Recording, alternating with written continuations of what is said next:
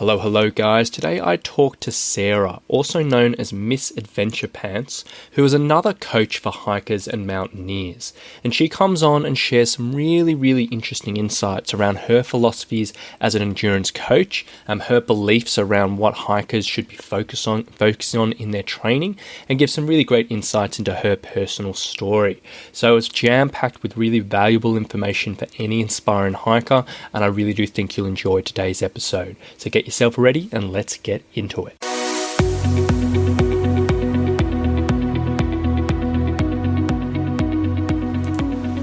Hey, my name is Rowan Smith and I want to welcome you to the Training for Trekking podcast. Now, this is the world's very first podcast which is entirely dedicated to helping you train, prepare and conquer your upcoming hike, trek or mountain adventure. So once a week, I'm going to be giving you quality and practical information on the subjects of physical preparation for trekking, dealing with altitude, and nutrition on the trail, so you can know everything you need to be doing to have the best chance of a safe, enjoyable, and successful adventure. So now you know what you're in for. Let's get into today's episode. All right, welcome, Sarah. Thank you so much for coming on the show. I'm super excited to have you on board. Thank you. I am so excited to be here. This is actually my first podcast appearance, so I'm pretty stoked. There you go. So you're the podcast host, but our first podcast guest. There we go. That's cool. First time guesting, correct.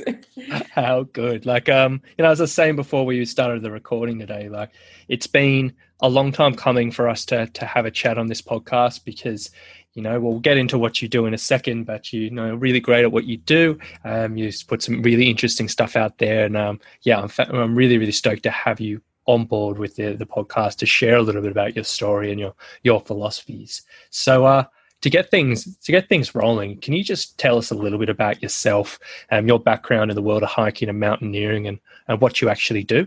So what I do, I'm a body positive endurance sports coach focusing on mountain athletes. I mostly work with mountaineers, backpackers, hikers, and trail runners. I'm based in Denver, Colorado. So for the folks in Australia that might not be familiar, we're probably the most mountainous part of the United States, at least of the main part that's not Alaska or Hawaii. We have mountains up to 4,000 meters. So it's a great place to train for mountaineering and to enjoy some of the mountaineering. However, a lot of my clients are also folks who live at sea level. That actually is one of the most common questions I get asked. So we'll probably talk a bit about that as we go on in the podcast. But yeah, a little bit about my background. I moved to Colorado in 1999, always enjoyed hiking here, kind of in a social way, going to all the pretty places, looking at the pretty lakes, climbing the easy mountains. And I was probably about 38 years old when it dawned on me I wanted to do something more. I had always thought about climbing technical peaks and doing snow climbing, doing things like mountaineers. So I took my first mountaineering course when I was 38. And was one of the older people in the class, but had a wonderful experience. It was just very life-changing with awesome people, awesome instructors, and really made me hungry for more. So I went on to do a high-altitude mountaineering course, going around the world doing high altitude. So did peaks in Mexico, Ecuador, Bolivia, and the USA. And then kind of got incredibly burned out on that. About a year ago, friends were actually thinking about climbing Denali and invited me to go. And I actually said no. I just couldn't do one more round of training and just kind of felt like I needed a break. So I was wondering what was next for me. And my current passion is ultra running. I just did my first 50K. It was amazing. And I have 2 more scheduled. So we'll see how that goes. But I'm really enjoying doing the ultra running, which is a nice break from getting up at 2 a.m. as we do for mountaineering and just training with these long training hikes. So yeah, that's a little about me. Yeah, fantastic. Now, did you mind explaining a little bit more? You mentioned you're a body positive coach. Could you explain a little bit more about what that means and where you're coming from with that?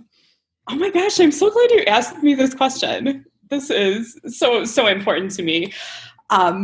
So one reason I describe myself that way, I didn't really start out that way, but I was mostly working with the general mountaineering population. I was working with people who were already pretty fit, but I really noticed through my community and just working with different people that I had a lot of people coming to me that were beginners, that were really wanting to use mountaineering or hiking or trekking to get in shape and often to lose weight. And often there was just this really sad feeling that as much as they wanted this, it wasn't for them. They wouldn't fit in. People wouldn't accept them.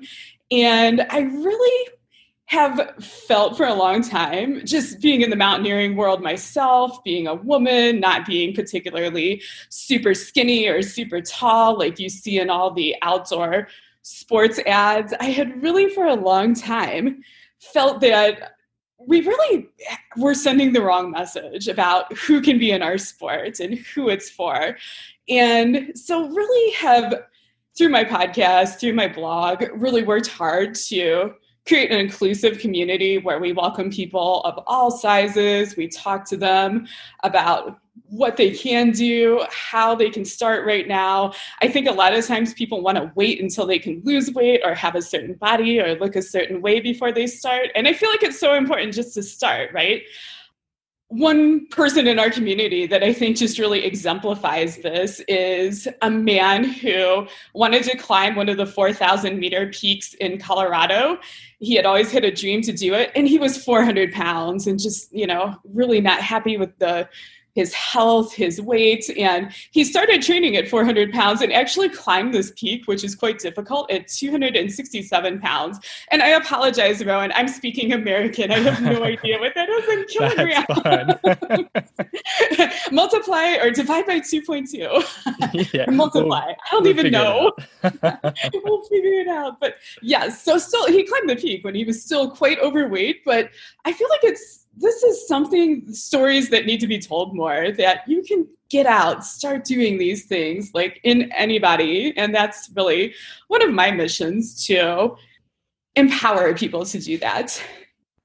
Yeah, that's absolutely amazing. And it's such an incredible thing to hear, because at the time of recording this, literally within this week, I've had two aspiring hikers and trekkers who have had this conversation with me, where in the past they've been, put in a position where people have looked down on them because of their weight. They maybe not have thought they were capable, and they've been really, it's really sort of given them issues over the years, like again and again and again, with the training and the fitness and the adventure world.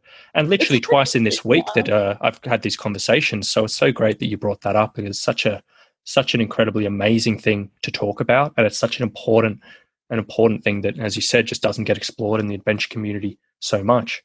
Yeah, I think that's so interesting that you're seeing it too. It's just everywhere. And I feel like the quarantine and COVID has really brought this out in people to some degree. Like, people really want to get out in nature and heal, and they just see that as a freedom and an escape. And I agree. I think that's such a great way to get healthy, lose weight, meet those goals. And we just really need to create space for those people and make sure our community is welcoming for them. Yeah, absolutely. No, I couldn't agree more there. So diving into things then, do you have any, particular philosophies which you believe when it comes to physical preparation and training for whether it's hikers or other adventure athletes? This is such an interesting question for me to answer right now, just because I feel like I had one philosophy, and then quarantine and COVID and everything came along and just burned down almost everything I knew. And another experience I had this year that I felt like was really changing for me, when I was preparing for the ultra, I actually had a coach, like a really, really good coach, who I have no doubt knows her stuff, has trained some awesome athletes. She's an amazing athlete. And I just got no results with her. And I didn't get I shouldn't say I got no results, because I learned a ton from her. I'll share some of the things I learned from her actually probably during this podcast. But I thought it was interesting that I just paid all this money, put in all this work with this amazing coach, and just didn't get the results. And that turned around a lot of that kind of turned everything I knew on its head. And I really started rethinking my own philosophy. So to back it all up, when I got started, I was very much like every other classic endurance coach, using the classic endurance coaching model where you build a big base, aerobic base. For folks that don't know what that is, that's meaning that you go out and do a lot of moderate intensity exercise in order to prepare for your big mountaineering trips, to build up your endurance. And then on top of that, you're layering some more intense work, some strength training, but that aerobic base is the huge part. And I thought I had that wired in, and I taught it one-on-one. I did webinars on it. I have a course on it, and I was like, this is what people need to do. And then after my experience with that coach, just the letdown of ending up spending all the money and putting in all the work and ending up with this, I ended up weighing more and actually being slower in my running time than I had been a year before when I was training myself. And I really had to sit down, and it was during the quarantine that this all kind of came crashing down. So I really had to sit down and think about, like, she gave me the best workout plans a coach could give. She gave me everything I would give people, all this classic endurance stuff, building up the base, resting, doing intervals, doing hill repeats, and it didn't work. So what is the answer? And so I'm kind of, Rowan, it's kind of funny. I'm kind of in a breaking down stage to build back up. I'm changing the way I coach people based on this. But really what I realized was that we focus so much on the body in fitness when really the way that we create our fitness is with our mind, right? Like the body can't do it all by itself. The body is just kind of along for the ride. It's our mind that makes the decision to go out and work out every day, that stays motivated, that decides when we're maybe too tired and pushing too hard and pulls us back. The connection between the mind and the body, I think, to get great results is so important. I think that is sincerely what was missing in my ultra training this year. And I think there's so much pressure on endurance athletes. In some ways, it's very, especially in the mountaineering community, kind of macho, and you got to push and you got to be tough and there's competition. And I really am on a mission to really bring people back in harmony with their bodies and really listen to their body, decide to really discern what is the right thing for me to be doing today, right now, this week, when to push, when to pull back. And I really feel like by marrying fitness with our personal development, with our nutrition, with our sleep, with our lifestyle, that's really how we get good results with fitness. So that's the direction I'm going. And that just felt like an extremely long stream of consciousness. I hope it made sense. No, I know exactly what you're saying there. And that's something that I firmly believe in as well, because as you said, you can have the best workout plan in the world, you can have the best training in the world, you have it all laid out in front of you. But if those other aspects in your life, whether it's your sleep, whether it's your mental state, whether it's your nutrition, whether it's just all those other bits and pieces that don't often get neglected, if they're not in line, sometimes, it doesn't matter how much training you do, it won't really get you where you want to go. So that's really, really interesting you brought that up. Yeah, absolutely. Yes, I'm glad we're feeling each other on this one. Though the rabbit hole of going into all of that, it makes you, it's just more and more and more and more you want to develop your clients, and more and more you want to develop your own training, and it just goes on and on and on, all these different areas. So it's a bit intimidating when you first start switching it up, as I'm sure you're well into. It's such an interesting thing to think about. Yeah, I feel like it's just like with myself and my clients, and you've probably experienced this. It's like a layer. You finally get like one thing figured out, and then it just reveals the next thing you need to work on. Yeah, absolutely. Speaking my language there, Sarah. How good. All right. So let's talk physical preparation for a second before we go into those other areas. In your experience around physical preparation, what's not really what is not done very well in the hiking world? What's not done well? I think one of the things that a lot of people struggle with and a lot of coaches struggle with is individualizing a program to an athlete. And an example of how it doesn't work, whenever I was getting ready to climb Mount Rainier for the first time, actually, I've only climbed it once. So when I was getting ready to climb Mount Rainier, I wasn't sure exactly what to do. It was kind of before my whole fitness and personal training life happened. So what I did, I think what a lot of athletes do, I read all the books, I looked online, and I found like a canned program in a book that basically took you through 16 weeks of how to get ready to climb Mount Rainier. And I was like, okay, I'll just follow this and I'll be golden. I'll be waltzing up there. And of course, it's good until it's bad, right? I did the first few weeks and followed it pretty closely. And then I can't remember what happened. I think I had like a family health emergency, had to travel to another city, was out of training for a while, came back and looked at the plan, and I'm like, oh my gosh, it's now week 6, and I didn't even finish week 4, and started to sort of freak out a little. And then, ran into a week when I was tired, and the plan says to go out and hike for 15 miles with like a 40-pound pack, and I'm like, oh, I really don't think I should do that, but it's in the plan. And like, long story short, what ended up happening, I ended up getting like extremely overtrained trying to follow this plan. So we get to Mount Rainier and we're walking up, and I'm just like flogging myself to the top. Like, it was like almost like if I had a whip to whip myself. That's like what it took. I just was so tired. Things hurt, hips hurt.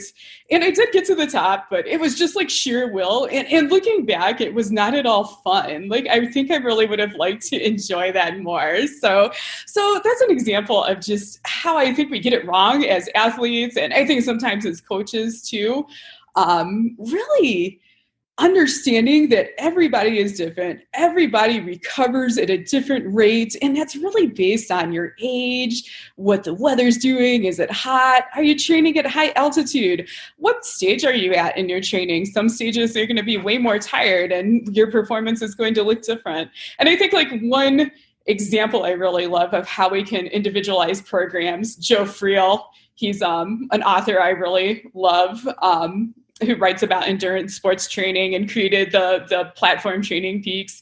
He actually talks about the 8-day week for older athletes. So folks, or anyone, that it can be someone, if you're an athlete that's older or for any reason you need more recovery time, you can actually take a training plan that's 7 days and just give yourself an extra rest day and just do it in 8-day weeks, which kind of throws it off. You got to have it's a little bit hard to plan, but I thought that was just such a great way to think about adapting. And he's like, if you're really tired, make it a 9-day week, a 10-day week, it doesn't matter.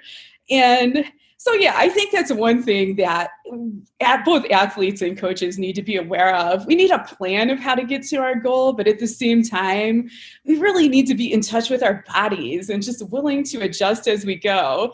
And for athletes, that means making a roadmap with some milestones, but maybe you write your specific training plan just 1 week at a time. You don't write all 20 weeks out at once and try to stick to it.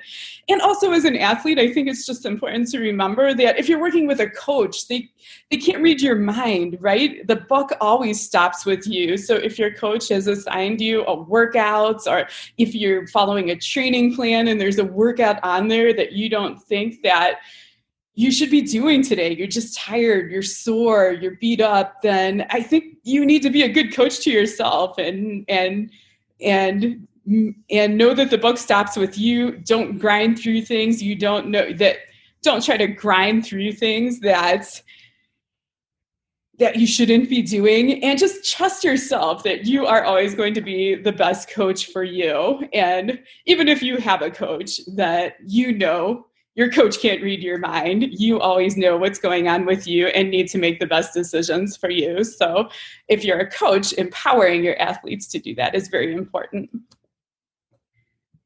And then diving into that, because it's such an important point to make.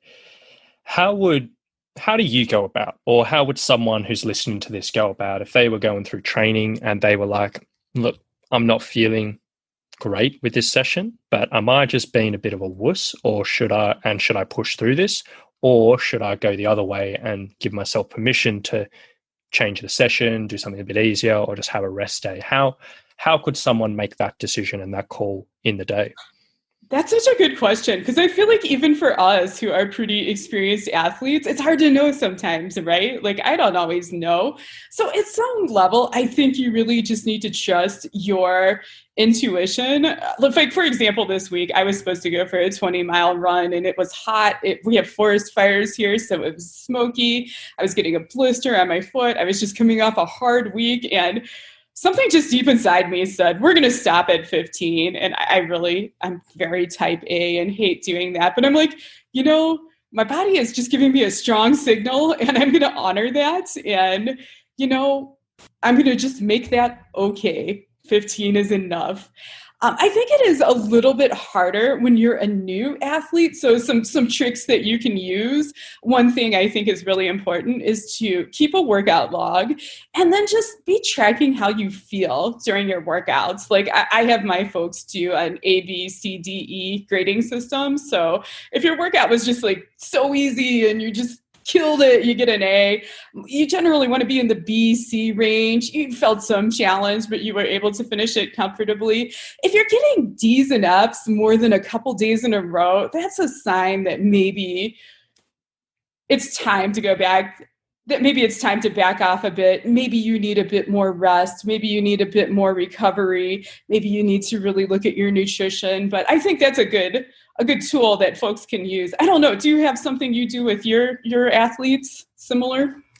Yeah, I actually really like that system there. So I generally, there's a few different ways depending on the person that I'll use. So if someone is struggling, I generally do a similar thing, but I'll do a traffic light system where it's like on the day you decide, am I green, meaning I'm feeling full of energy, I'm feeling great? Am I an orange, feeling like, hey, I'm just average? Or am I a red, am I feeling just knackered?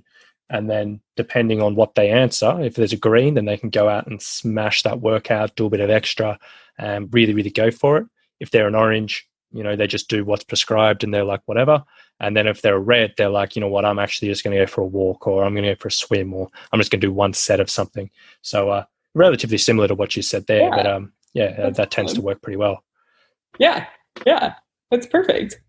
Yeah, nice. All right, and then in the physical preparation world, we've talked about what's not done well. What do you think is not done enough of? One thing that really hit me when I started training for these ultras that I just didn't know enough about as a coach and hadn't been doing with my athletes, and it really humbled me. It humbles me to speak of it now.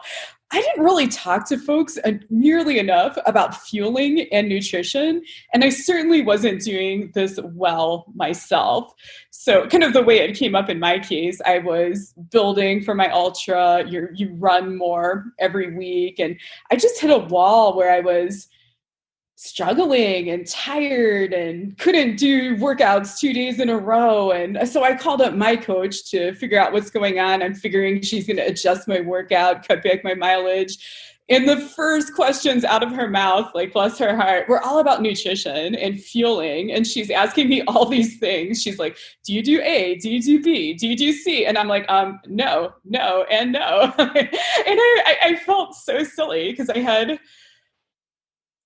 I felt like I should know these things, right? They're pretty basic, but a lot of folks get them wrong. And now that I'm more aware and I'm looking around at my friends when we're on hikes and training hikes, I feel like almost no one is doing them right.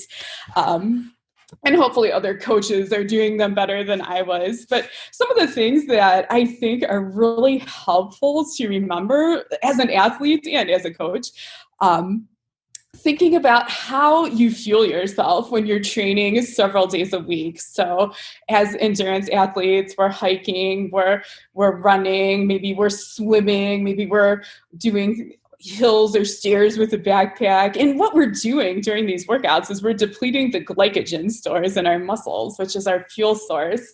And we need to make sure that we're replenishing that every day before the next workout. So, or else it's just going to slowly grind away at it until we have very low glycogen and we just feel like crap all the time. So So on a daily basis, eating a high carb diet, a lot of people are pretty scared of carbs, but it's really, according to science, the best way to keep your glycogen stores up during training. There's certainly, I certainly don't tell people not to do things like keto, things like paleo, but if that's the case, I really encourage my athletes to maybe spend some time with a dietitian, make sure that they're going to be able to fuel properly with these limitations on their diet. And then during the hikes and the workouts, making sure that you're eating, drinking, depending on the workouts, you may need to eat anywhere between 30 and 90 grams of carbs per hour, which is insane to think about. Like when I first started trying to eat 30 grams of carbs an hour, it just felt like I was shoving food down my throat. But boy, did my performance improve, and boy, did I feel much better afterwards. And then the eating right after your workout, there's a window where your body is very primed to, I want to say transmit, what's the word?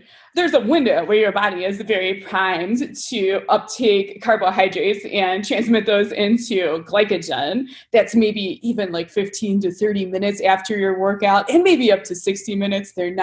Research hasn't shown exactly for sure, but so important to make sure that you take advantage of that. Eat some high carb snacks right after the workout. Also important to eat some protein after the workout to start repairing the little micro tears and the trauma to your muscles. And one thing that the ultra running has really taught me is how important it is to find food that you really like to eat when you're hiking. Otherwise, it just feels like you're shoving sawdust down your throat if you're just eating bars, or it just makes your gut feel rotten if you're eating goos or sugary things the whole time. So I've been like really big, and I've done this, tried to show some of this on my Instagram story of how to like make portable hiking snacks. Like I make waffles and pancakes and all kinds of little yummy things, tater tots. I take pickles with me sometimes for extra sodium. So yeah, just the importance of finding food that you really like so that you will actually eat it. So yeah, nutrition. I think that's like one of I know like physical, we're maybe thinking more about fitness, but I really think like nutrition is such a part of that. They're just so inseparable to me now that I really am more aware and thinking more about it.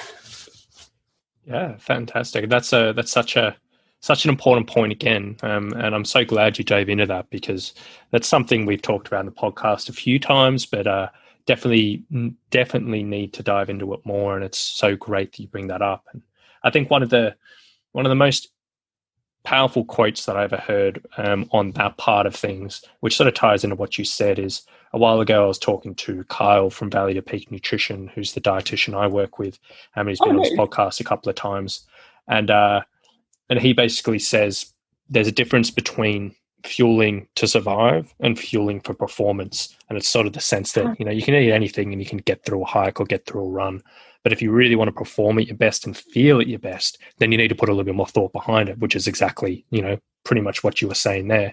So that's awesome.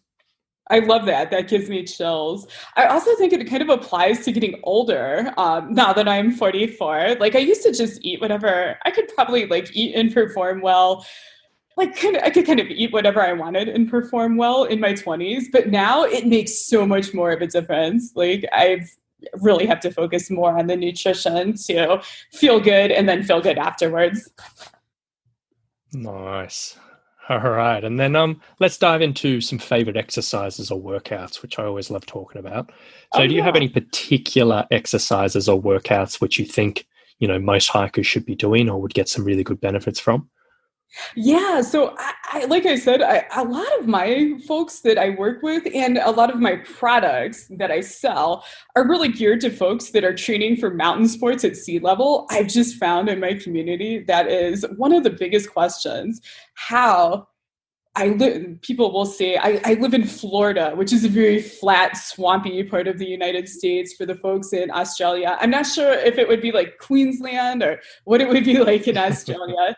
I'm totally guessing there. I might have that. Queensland might be like mountainous for all I know. But anyway, yeah, Florida, it's like hot, swampy. And the people maybe want to do high altitude mountaineering, want to climb Mount Rainier, and they're not sure like how to train for mountain sports without a mountain. So some of the things we do and focus on, one is just like getting really creative. Like, how can you create that experience of stepping up over and over and over and over again for hours without like boring yourself to death? Because, you know, you could go to the gym and jump on the stair mill, and there may honestly be times where that has to happen, where the weather is bad, but you want to create as much variety as you can. So often we'll brainstorm, we'll get really creative, we'll be like, what's available to you? Is there like a parking garage that you could put on your backpack and just power hike up the ramps? Is there an amphitheater? You could do the same, stepping on the seats.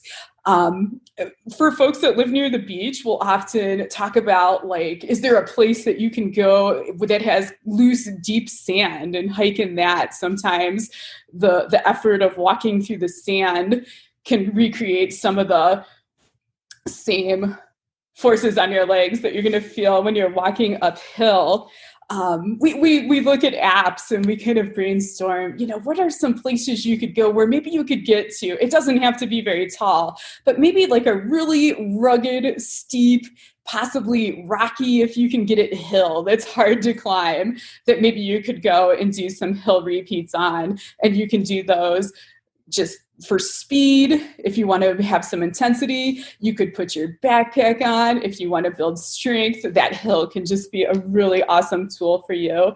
And another thing that I think is really tough whenever folks come from a place that's flat and the trails are pretty nice and dirt and sandy, and they come out to a place like Colorado, where I live, where the trails are extremely rocky and steep, is they have a tough time just walking on the rocks, walking on the different terrain.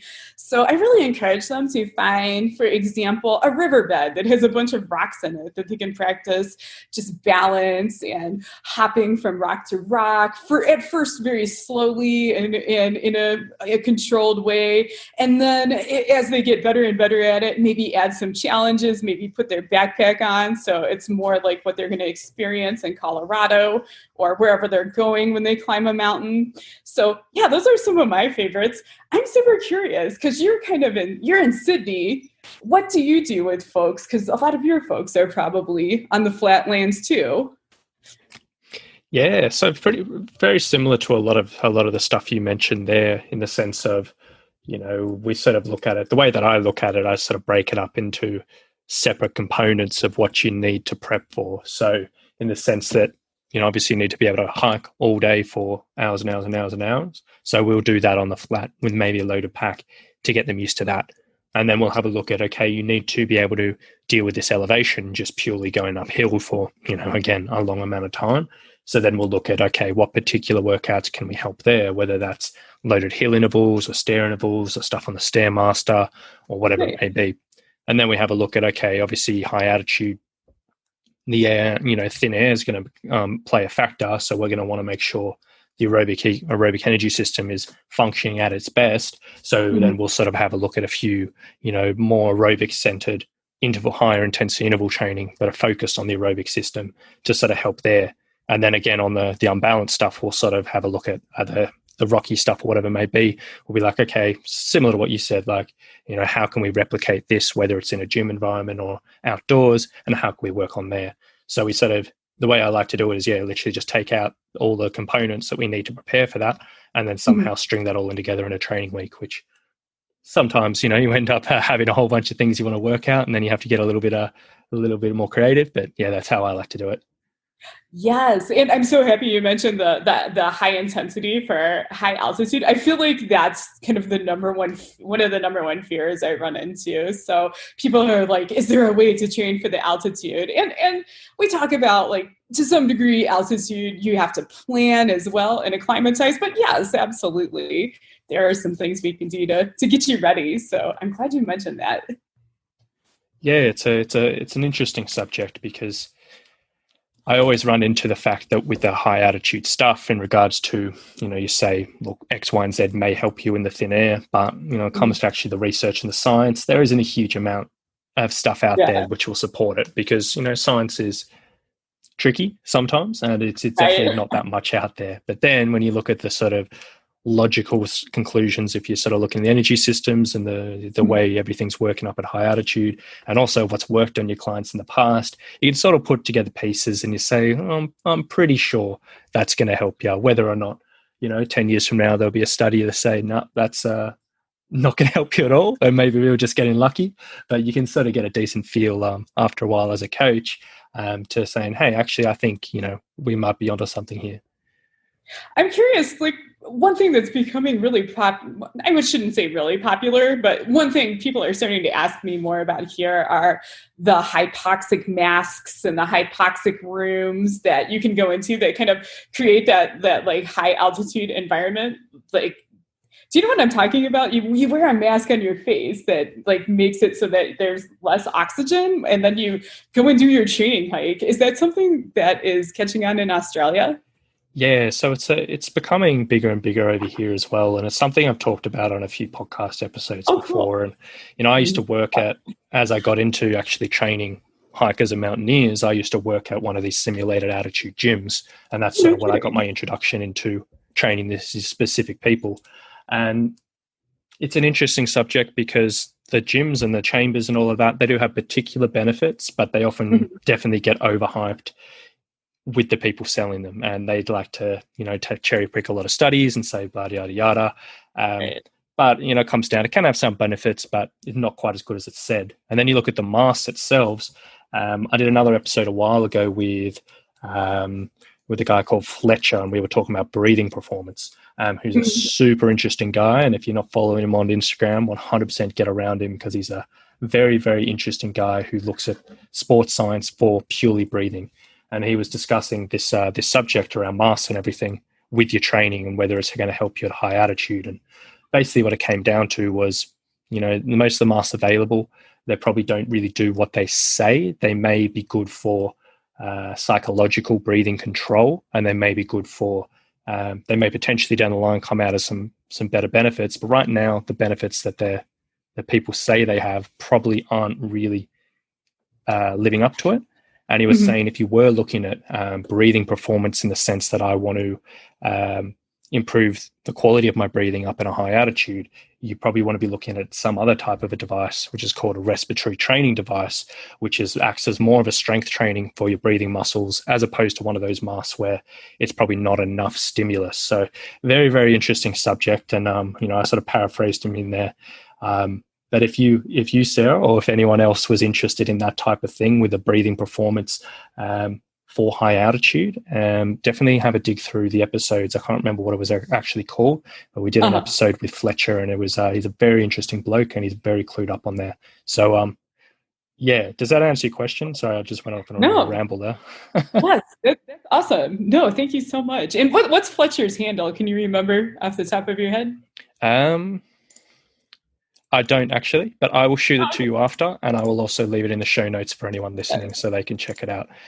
But yeah, very, very interesting stuff. But thanks so much. I will definitely check it out. Yeah, let's get back into it before I go ramble on about high altitude training for hours and hours. But let's dive into, aside from what we've talked about so far, are there any other areas of training or other positive areas of focus which might be great for hikers to work on, which they may not first consider? Yeah, so really one of the things that I want to build into my new training programs that have just been driven home to me this year, dealing with the quarantine, dealing with some of my own experiences in training, it's just creating like a really safe, let's call it a container for your mind to create this fitness, to create these results that you want. And I think I said this earlier, your mind really is the thing that creates the fitness. The body's, just along for the ride. It can't do it by itself. So I really feel like whenever you say you're going to climb a mountain, do this thing, you may not realize it, but it's going to be the biggest personal development activity you will probably ever do. It's going to just bring up all the demons for a lot of people around worthiness, around body image, around perfectionism, around failure, around comparing themselves to other people. So just your mind really has to be in a good place, in a safe place. And I think a lot of times we focus on the fitness, we focus on the nutrition, and we don't necessarily like really focus on just taking care of our minds, taking care of our nervous systems so that we can really create this fitness result that we want. So some things I've been really excited about and working on and hoping to share with my athletes. It's funny you mentioned breathing. I feel like breathing is so important. And the further I go with my fitness, the more I realize this. And it's also so important to our well-being. So I'm actually getting certified as a breathwork facilitator. And I started out using breathwork as a way to just enhance my recovery, reduce inflammation, reduce cortisol levels as a runner, as a mountaineer, as someone who's doing endurance training. These are all things that we really need to help our bodies with during recovery. But then it just had so many other positive impacts on my life. For example, I had a lot of anxiety before big mountaineering climbs, and then also in the ultras before races. And I would just be upset for days and just anxious and kind of shaking and just wanting to call the whole thing off. And I feel like that's maybe my response is a little extreme, but we all kind of have a version of that. And the breath work was one of the ways to really calm my nervous system, just kind of heal some of that anxiety, process it through my system, turn it into excitement. So breathing and so breath work has been really important to me. I think any kind of mind-body practice can also really fill that role. So things like yoga, things like meditation, whatever you do to just really connect your body, connect your mind, sync them up, and use that for healing and centering and motivation and being at your best. Sleep, I think, is so crucial. I put a story on my Instagram story that asked how many people were getting 8 hours of sleep a night, like yes or no, are you getting 8 hours of sleep a night? And I think like something like 80% said no. And I just like, considering that a lot of these folks are athletes, I worry that I feel like a lot of times when we're in training and training is so time consuming that sleep kind of is one of the first things that gives, and we're like, we can just sleep 6 hours a night and then get up and do our training hike, get up and do our run. And really, sleep is like a vitamin. Sleep is so crucial to our nutrition, so crucial to our recovery, like so crucial to our fitness. We can't actually build fitness without the hormones that we release during sleep. So I think just doing some education around sleep, if you're a coach, if you're an athlete, just making sure that, you are prioritizing sleep is so important. And certainly we talked about food, nutrition. I'm obviously big on that. And then really the thing that ties it all up in a bow that I really ask my athletes is, how can you really treat yourself like an Olympic athlete? Like you are taking on this huge thing. If you're going to climb a mountain, for example, this is one of the biggest things you've ever done. And this is a great opportunity to take a look at all the areas of your life and just say to yourself, I'm going places and what's not coming along with me. And I'm always shocked, like how many people go to climb a mountain and it's just like their whole life changes. They finally have the courage and the confidence in themselves to leave a relationship, to go for a new job, move to a new place. Like people break addictions all the time. So it's such a powerful thing to have these big goals and like set these huge goals for ourselves and then go through this big process that's endurance training to reach them. And I just really think that we need to honor that. And we also just need to realize that that's going to require change in every area of our lives. So I've kind of said that in a rambling way, but hopefully that made sense. Yeah, for sure. And I couldn't agree more with everything you said there. And then is there anything else that we haven't covered today that you'd like to add or think maybe the hikers or mountaineers listening should probably hear? Yeah, I just really want to reiterate just how important it is to not give up on yourself, no matter if you think that your body should be different, if you think that you should be younger. I've had so many people come to me and they're like, I'm 50 years old. Is it too late for me to start mountaineering? No, like in Colorado, like 50 is kind of a mountaineering baby. Like if you go out there, you'll see like 20 and 30-year-olds, but you'll also see so many people that are in their 40s and 50s. And I feel like that's almost like a normal time to start. People have more money, people have more time. So definitely don't let anything like body size, like we talked about, or age, or maybe even having a disability stop you from giving this a go if you want to. You may have to, for example, make some accommodations. You may not train. If you're 50, for example, like a 20-year-old, if you have a condition like diabetes, for example, you may have to do some different things with your fueling, your nutrition, your exercise. But definitely, I feel like we really need to send the message that this sport is for everyone. It's not just for ripped 22-year-olds that are, I don't know, like the people you see in all the gear commercials and in the Red Bull little short films. Like there really is room for everybody.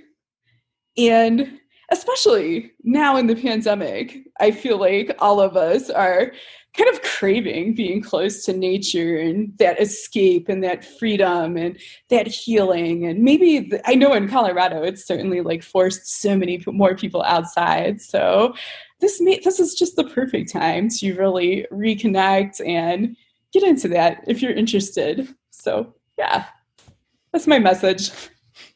Amazing. And it's been such an absolute pleasure having you on today, Sarah. I think you've shared some really gold, and it's been amazing just hearing about your approach to all of this. And I'm sure a lot of people are really going to resonate with a lot of what you've said. If people did want to get in contact with you, find some of your content, or even work with you, how can they find you? Yeah, so the best way to find me, I have a podcast. It's called Climb Your Mountain. I really need to have you on, Rowan. This whole conversation has just reminded me that would be wonderful. I haven't quite figured out how to do interviews and record, but I am going to figure it out. So when it is all figured out, I really hope that you will be one of my first guests. So Climb Your Mountain podcast, everywhere you get your podcasts. And then probably the best way to get in touch with me, I'm on Instagram at misadventurepants, and that's one word.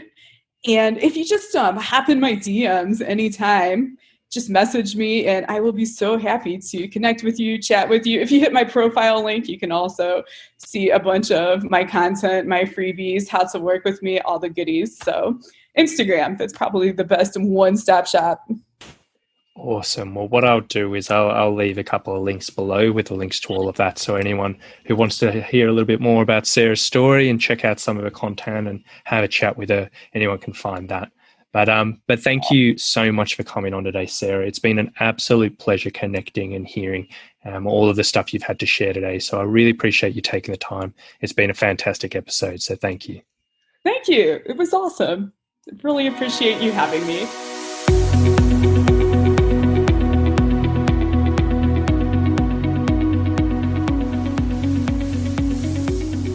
You've been listening to the Training for Trekking podcast. So if you've enjoyed this episode, please remember to subscribe, rate, and review us in iTunes. So thanks for getting involved, and we'll see you on the next one.